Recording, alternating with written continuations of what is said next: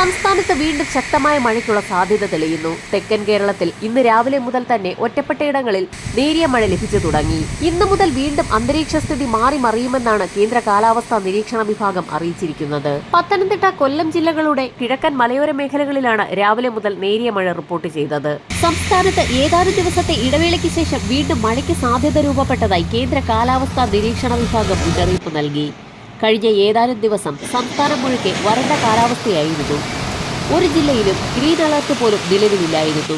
എന്നാൽ ഇന്നു മുതൽ വീണ്ടും ചില ജില്ലകളിൽ ഗ്രീൻ അലർട്ടുകൾ പ്രഖ്യാപിച്ചിരിക്കുകയാണ് കേന്ദ്ര കാലാവസ്ഥാ നിരീക്ഷണ വിഭാഗം.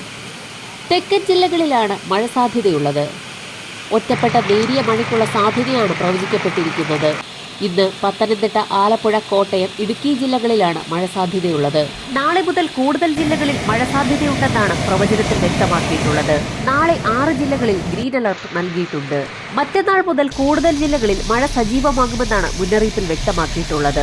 അതേസമയം സംസ്ഥാനത്ത് പുലർച്ചെ വിവിധയിടങ്ങളിൽ ശക്തമായ തണുപ്പ് തുടരുകയാണ്.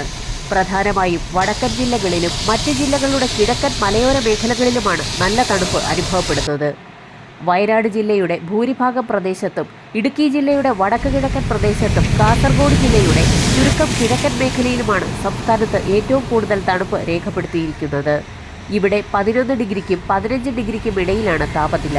തുലാവർഷം വിടവാങ്ങാൻ വൈകിയതോടുകൂടി ശക്തമായ തണുപ്പ് ജനുവരിയിലും തുടരും. വരും ദിവസങ്ങളിലും തണുപ്പിന്റെ ശക്തി കൂടുതൽ വർദ്ധിക്കുമെന്നാണ് കാലാവസ്ഥാ നിരീക്ഷണ വിഭാഗം അറിയിച്ചിരിക്കുന്നത്. കാലാവസ്ഥാ വാർത്തകൾ കൃത്യമായി ലഭിക്കുന്നതിനായി ചാനൽ സബ്സ്ക്രൈബ് ചെയ്യാൻ മറക്കാതിരിക്കുക.